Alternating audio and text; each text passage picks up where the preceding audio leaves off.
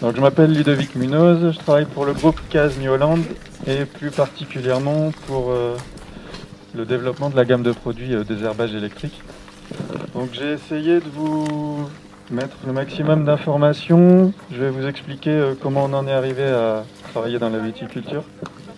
Donc on a présenté pour la première fois une machine en France au CIMA 2019, la machine donc de 3 mètres.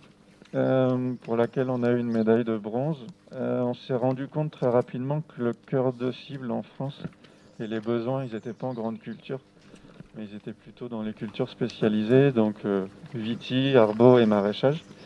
C'est pour ça que dès juin 2019, on a commencé à travailler sur une machine viticole, sur laquelle je vais revenir juste après. Avant de vous parler de la machine viticole, je vais vous expliquer le principe de fonctionnement. Donc, le principe, il est commun à toutes les machines. Donc vous avez une génératrice qui est attelée à l'arrière du tracteur, elle est entraînée par la prise de force.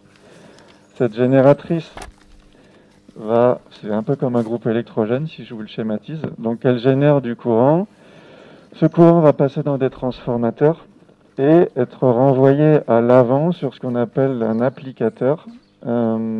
Et là, si vous faites le parallèle avec la photo d'avant, on a donc des rangées d'électrodes, des rangées positives, des rangées négatives. L'électricité, vous le savez, elle va toujours du plus vers le moins. Et entre les deux, on a nos plantes, donc, ou nos adventices. Donc le principe, c'est que l'électricité va rentrer par la feuille. Comme la plante est plus conductrice que le sol, l'électricité va descendre jusqu'à la racine et remonter par l'applicateur négatif.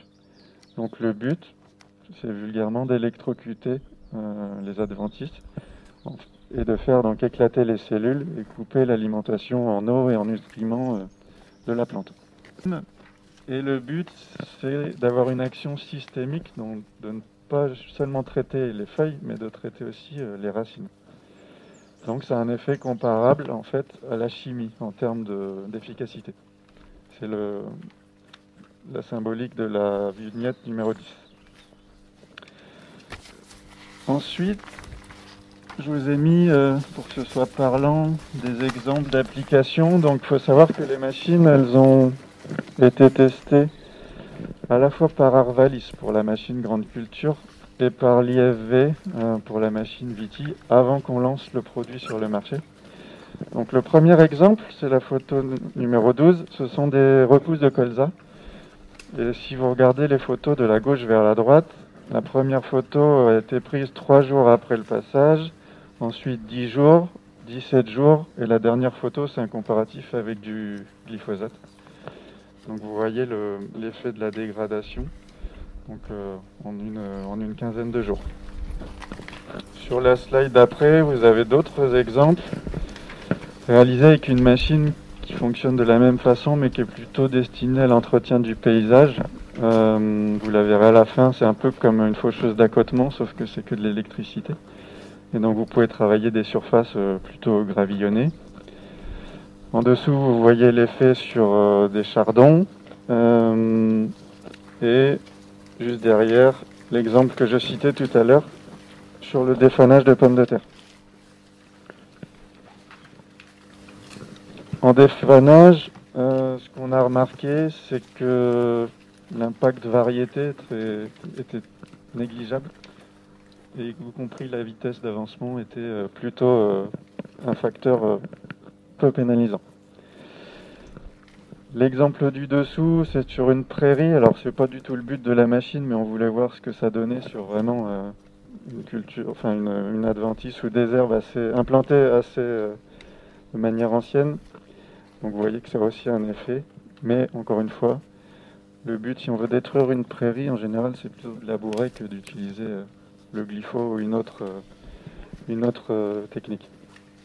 Et pour terminer les exemples, avant de rentrer dans la partie pure viticole, je vous ai mis des photos d'entretien de zone industrielle ou d'entretien de voirie. Ça, c'est à Lille, la photo du bas. C'est sur ce qu'on appelle la renouée du Japon. C'est une adventice qui aujourd'hui est résistante au glyphosate et pour laquelle on n'a pas de solution. Et la seule solution qu'on a trouvée pour commencer à la contrôler, c'est le désherbage électrique. Donc ça, ce sont des essais qui ont été faits l'an dernier et pour lesquels on a vendu une machine cette année à cette entreprise. Aujourd'hui, dans tous les essais qu'on a pu faire, que ce soit avec Arvalis ou avec l'IFV, on a fait des tests d'impact sur la vie du sol. Et ce que montre le graphique, c'est qu'on a un impact au moment du passage. Par contre, la technologie ne perturbe pas, si on prend l'exemple des vers de terre, la capacité de reproduction des vers de terre. Pour l'imager, si on a un ver de terre qui est au niveau de la racine, bien sûr qu'on va le toucher au moment du passage. Par contre, on ne touche pas les autres vers de terre qui sont dans le sol environnant. C'est qu'on a, on va dire, 3 variables principales qui vont influer sur les performances et l'efficacité de la solution. La première variable, c'est ce qu'on appelle la surface de contact entre nos plantes et nos électrodes, donc les petits pennies métalliques. Cette variable, elle dépend essentiellement de la physionomie de la plante. Donc, basiquement, plus ma plante a des feuilles qui sont grosses, plus elle va avoir une surface de contact avec l'applicateur importante, donc plus elle va emmagasiner d'électricité. Ça veut dire que là, on a, par exemple sur un pissenlit, des performances très importantes, ou très bonnes. C'est ce qu'on voit aussi sur le colza dans l'exemple que vous avez vu tout à l'heure. À l'opposé, un raiggras, où là, on a une surface de contact qui est quasi nulle, et où en plus, il y a une teneur en lignine qui est très importante, donc moins conductrice. On sait qu'on va devoir le prendre très tôt si on veut arriver à le contrôler. Donc ça, c'est la première variable, la surface de contact. Ensuite, on a le temps de contact. C'est le temps pendant lequel on va envoyer de l'électricité à la plante. Ça, c'est ni plus ni moins que la vitesse d'avancement. Et ensuite, on a le stade auquel on va passer.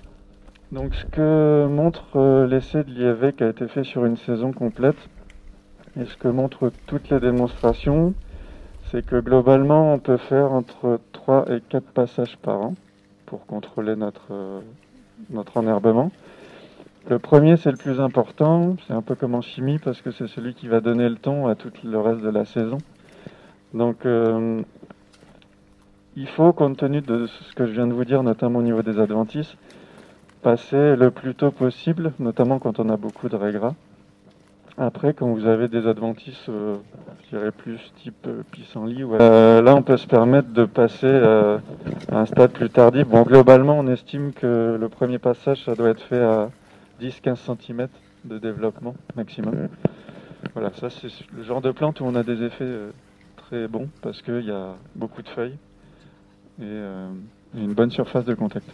Plus une plante est conductrice, ou plus elle est gorgée d'eau et moins elle a de lignine, plus elle est conductrice, donc plus on la détruit facilement. Plus il y a de lignine, plus c'est dur de le détruire. C'est pour ça qu'on n'a notamment pas d'effet sur la vigne elle-même. Même si on appliquait de l'électricité sur le cep, ouais, la lignine est importante. La machine, elle est certifiée CE et qu'on a, durant les formations qu'on fait aux mises en service, on a tout un tas de mesures de sécurité qui sont plus là par rapport à l'aspect assurance que par rapport à la dangerosité elle-même. Mais voilà, la machine est certifiée CE. Et toutes les machines sont testées, notamment en termes d'impact du champ magnétique sur les environnements ou même sur les véhicules eux-mêmes. Donc la machine aujourd'hui ne perturbe pas tout ce qui va être module en cabine ou téléphonique, parce que j'ai eu la question hier, enfin voilà, pas de perturbation extérieure. On a eu un premier prototype de machine viticole en juin 2019. Qu'on avait présenté à Aix-la-Chapelle. C'est la machine que vous voyez, l'élément que vous voyez sur la photo du bas. Donc c'était une base de cadre clé mince avec, comme vous le voyez, un applicateur avec un bras oscillant. Donc ça c'était vraiment pour faire les premiers essais. C'était pas vraiment très joli et très efficace au départ.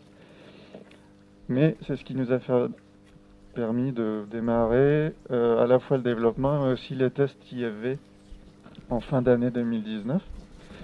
Ensuite, très vite, compte tenu des premières remarques, on a fait évoluer l'équipement pour arriver au site vide l'an dernier à une machine que vous voyez sur la page suivante qui était donc 100% portée arrière.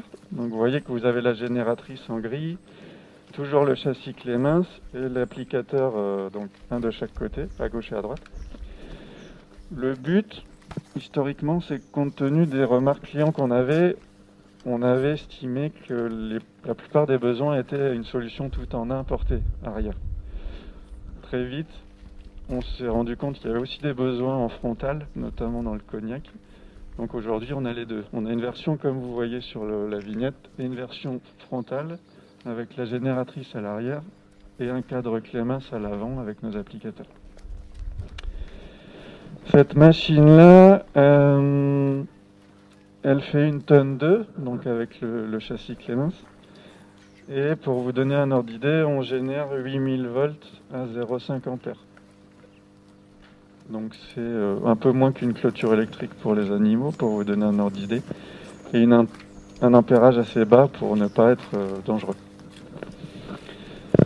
L'aspect qui a été le plus important et qui a été aussi amélioré entre la version 1 et la version que vous avez en photo, c'est la cinématique. Donc c'est la façon dont l'applicateur va se déplacer et va travailler entre les ceps. La photo du bas, vous voyez que c'était la première version où on n'épousait pas du tout de manière optimale le pourtour du cep. Et la photo du dessus, donc V2, c'est la photo de l'applicateur actuel. Ensuite, je vous ai remis les caractéristiques techniques de la solution. Aujourd'hui, on y reviendra juste après, on peut travailler en machine arrière dans des vignes de 1,90 à 3,20 et en frontale à partir de 1,70. L'applicateur, il est sur la slide numéro 34, donc c'est toujours le même principe. On voit qu'on a des électrodes. Les électrodes qui sont fixes sont des donc quand je dis fixe, c'est celles qui ne sont pas sur le bras oscillant. Ce sont les pôles positifs. Et les applicateurs qui sont sur le bras intercept, ce sont les pôles négatifs. Donc en fait, on crée deux boucles, plus vers moins, pour avoir un désherbage optimal.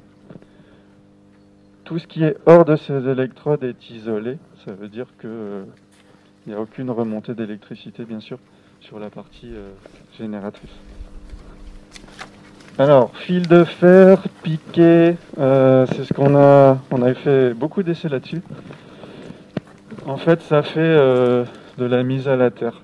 Donc, il y a deux choses. Si je parle du piqué métallique en lui-même, par exemple, le long du cep, tel que le bras est fait, vous ne touchez ni le cep ni le piqué, parce qu'en fait, on passe le long.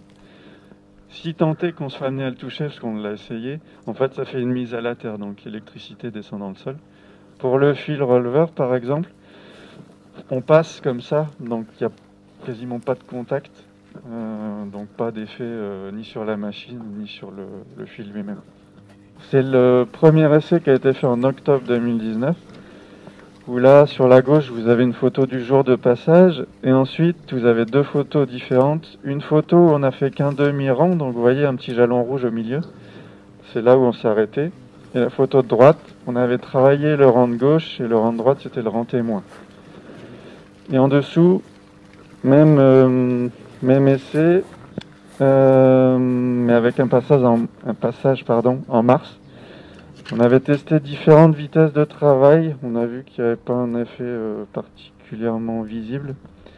Donc photo de gauche, le rang témoin au milieu et le rang travaillé à 2,5 km/h sur la gauche. La photo de droite, c'est la même chose mais à 3,5. Il y avait à tester la machine sur deux sites différents, un site dans l'entre-deux-mers, un site sur Gaillac, pour avoir des conditions de sol et aussi des conditions météo différentes, et voir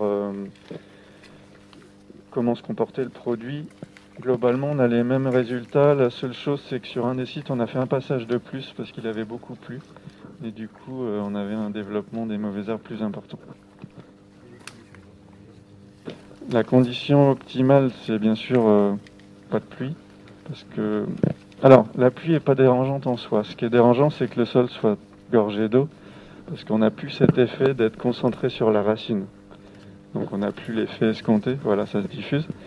Donc le top du top, c'est la rosée du matin, donc c'est quand votre sol est sec, mais que vous avez de l'eau sur les plantes, et donc une conductivité optimale.